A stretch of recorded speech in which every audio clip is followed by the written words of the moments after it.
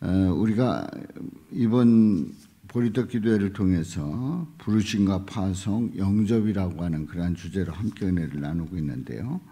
이제 오늘 이 본문 말씀에서 우리 예수님께서 12를 내보내시면서 명하여 말씀을 하십니다. 그래서 12제자를 부르시고 그 12를 내보내십니다. 내보내실 때에 이제 다섯 가지로 부탁을 하시는데요. 먼저 첫 번째는 그 전도 대상이 누구냐, 누구를 가서 전도를 하느냐 하는 것을 이제 말씀을 하고 있어요. 이방인의 길로도 가지 말고 사마리아인의 고을에도 들어가지 말라 말씀을 합니다. 이방인의 길, 사마리아인의 고을.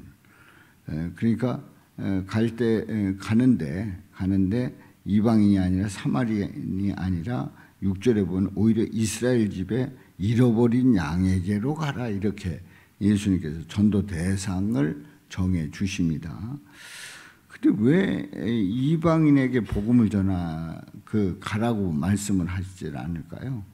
오늘 이 본문 말씀은 우리 예수님께서 제자들을 부르시고 12제자를 다 부르시고 그 다음에 그 사역을 하시는 그런 가운데 이제 제자들을 이제 파송함에 있어서 이제 그 어떤 정해주고 있어요. 목표를 정해주고 있어요. 사마리아인들은 아수르 왕 때 이제 북왕국 이스라엘이 망할 때에 720년에 아수르 왕이 점령을 해서 이제 거기에 다른 사람들을 옮겨다가 이스라엘 자손을 대신해서 사마리아 성읍에 두게 됩니다. 그러니까 아수르가 들어오면서 북왕국 이스라엘이 이제 혼혈 정책을 쓰는 거죠. 다른 사람들을 이주시킵니다. 그렇게 해서 사마리아를 차지하게 되고 그 여러 성읍에 거주하게 됩니다. 그러니까 북왕국 이스라엘은 사실 알고 보면은 그 정통성이 무너지는, 그래서 거기 있는 이 사마리아 사람들은 이제 다른 이방인들이 들어와 가지고 차지했기 때문에 그 사람들을 인정할 수가 없었어요. 그래서 특별히 남유다 사람들은 북왕국 이스라엘 사람들에 대해서 좋은 감정이 없었던 거지요. 유대인이 사마리아 사람들을 상종하지 않습니다. 우리 예수님 오셨을 때 유대인이 사마리아 사람들을 상종하지 않아요. 그 사람들은 정상적인 사람이 아니다. 그야말로 형편없는 그런 사람들로 취급을 했던 거지요.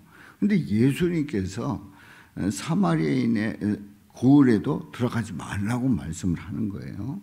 그러면 어딜 가느냐? 이스라엘 집의 어린 양에게로 가라, 이렇게 말씀을 합니다. 내가 이스라엘 집과 유다 집과 더불어 새 언약을 맺으리라, 히브리서 8장 8절에서 말씀을 합니다. 이스라엘 집과 유다 집과 더불어 새 언약을 맺으리라. 그래서 잃어버린 양에게로 가라.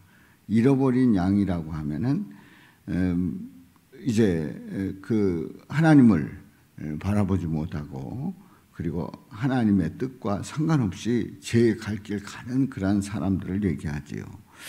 이사야 53장 6절에 보면 우리는 다 양 같아서 그릇 행하여 각기 제 길로 갔거늘 여호와께서는 우리 모두의 죄악을 그에게 담당시키셨도다.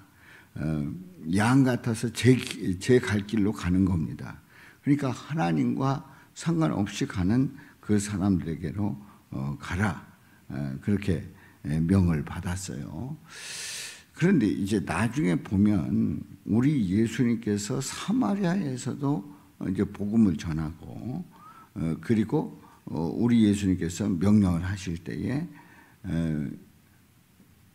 예루살렘, 온 유대, 사마리아 땅끝까지 전하라고 말씀을 합니다.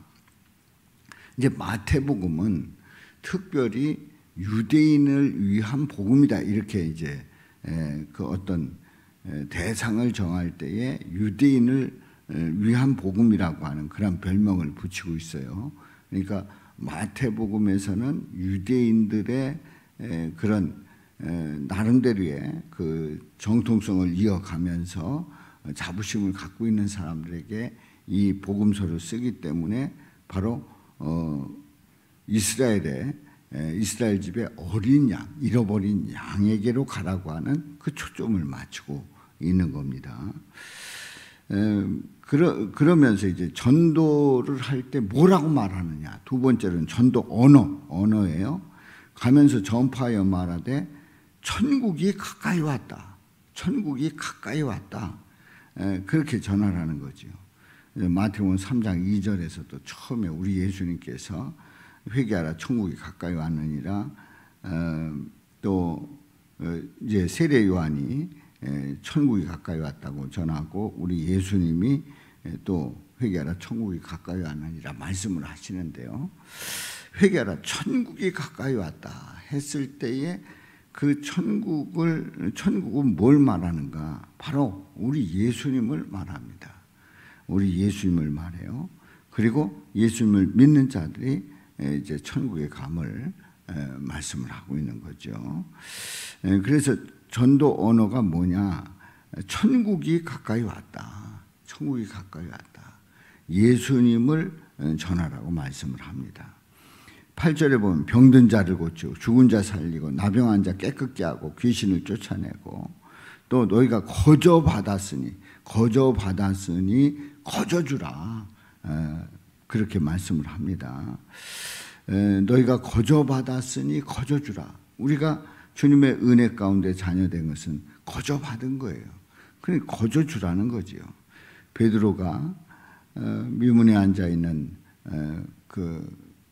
이제 걷지 못하는 안전병이에게 선포합니다. 은과 금은 내게 없거니와 내게 있는 이것을 주노니 나사렛 예수 그리스도의 이름으로 일어나 걸으라. 이게 뭘 받은 게 아니에요. 거저 주는 거예요. 거저 받았으니 거저 주라고 말씀을 합니다. 이제 9절에 보면 세 번째로 전도 비용은 어떻게 할 거냐? 전도 비용은 어떻게 할 거냐? 너희 전대에 금이나 은이나 동을 가지지 말아라.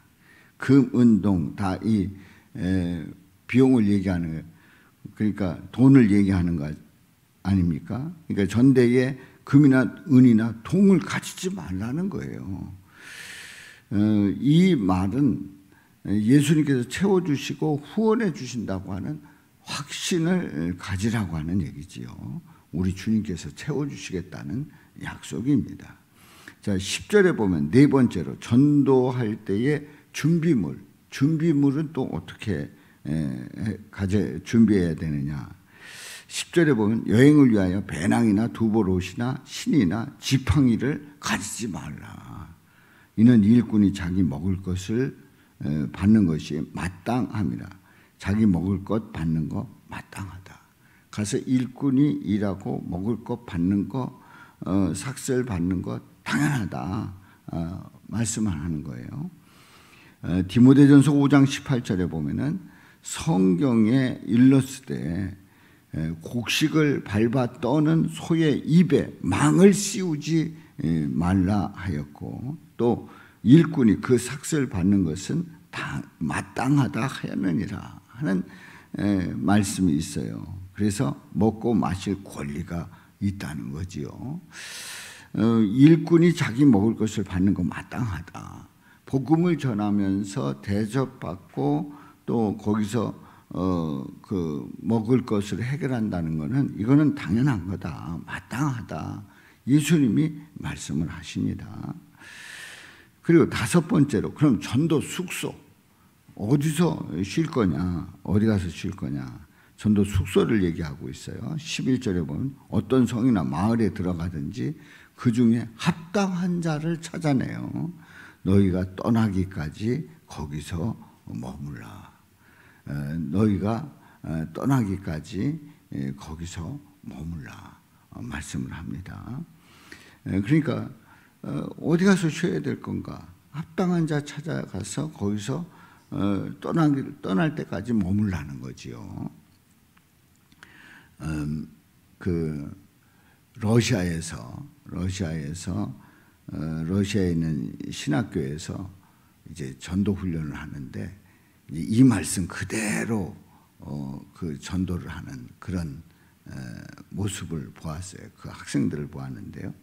그 시베리아 그 횡단 열차를 타고 이제 신학생들이 그 출발을 하는 거예요. 그래서 이제 여기에 가는 역마다 이제 조를 짜가지고 내리는 겁니다. 그렇게 해가지고 이제 이 동쪽 블라디보스톡 여기까지 이제 쭉 오는 겁니다.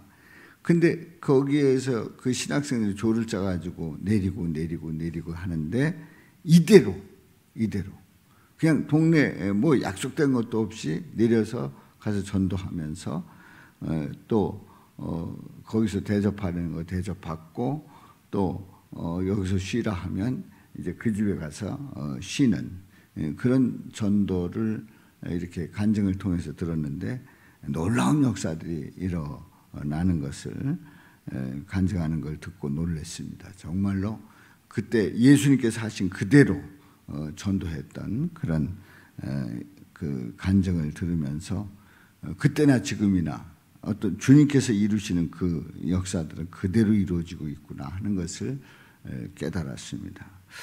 근데 너희가 떠나기까지 거기 머물라 했는데 12절에 보면은 또 그 집에 들어가면 평안하기를 빌라. 평안하기를 빌어라. 평안하기를 비는데 그 집이 이에 합당하면 너희 빈 평안이 거기 임할 것이요.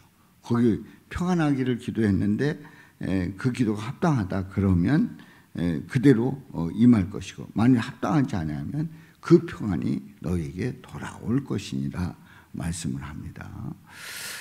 사무엘상 25장 6절에 보면 다윗이 나발에게 이런 그 축복을 합니다. 그 부하게 사는 자에게 이르기를 너는 평강하라. 네 집도 평강하라. 네 소유의 모든 것도 평강하라. 이러면서 이제 축복을 하는 거예요. 바로 우리 예수님께서 집에 들어가면서 평안을 기도하라고 축복하라고 그렇게 말씀을 합니다. 그런데 이 평안은 그대로 합당하다면 임할 것이고 만일이 아니라고 하면 그 평안을 받아들이지 않는다고 하면 너에게 돌아올 것이다 말씀을 합니다. 자, 오늘 이 본문 말씀에서 우리가 이제 5가지로 보았어요. 전도 대상 이스라엘을 향해서 전도 언어 천국이 가까이 왔느니라 전도 비용 가지지 말아라. 전대에 금이나 은이나 동을 가지지 말아라. 전도 준비물 가지지 말아라. 그리고 전도 숙소 적당한 곳을 찾아서 대접하는 그곳에 머물라는 거예요. 그리고 그들에게 평안을 축복하라는 거예요. 근데 이 본문 말씀을 이렇게 쭉 보면서 어떻게 보면 실제로 우리가 전도를 한다 할 때에 아주 비현실적인 그야말로 이게 계산적으로 말이 안 되는 그런 말씀을 우리 예수님이 하셨구나 이런 생각이 든다 말이지요.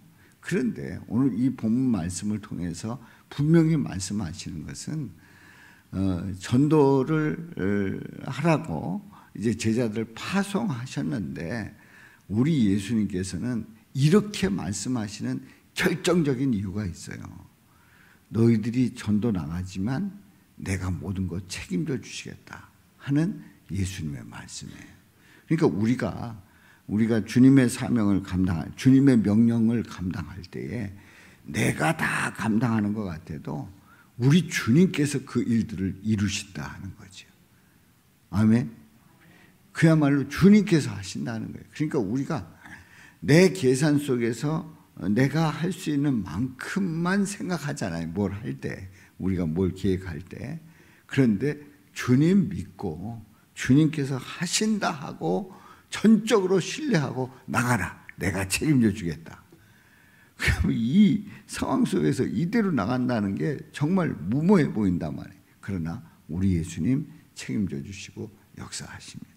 그렇습니다. 주님의 일은 내 머릿속에서 다 이루어지는 것 같아도 우리 주님께서, 우리 예수님께서 이루시는 일들이 있단 말이지요. 그래서 우리는 믿음으로 순종하고 나갈 때 우리 주님께서 역사하시고 또 말할 거 생각나게 하시고 또 전도 대상자에게 담대하게 하시고 그 비용도 주시고 또 준비물도 채워주시고 또한 그 머물 곳도 주시는 그 놀라운 인도하심이 있다는 그 고백을 분명히 하면서 우리 예수님께서 전도하신다 하는 그 믿음으로 우리가 복음을 전할 수 있기를 주님의 이름으로 축원합니다. 살아계신 아버지 하나님, 오늘 말씀을 통해서 깨닫습니다.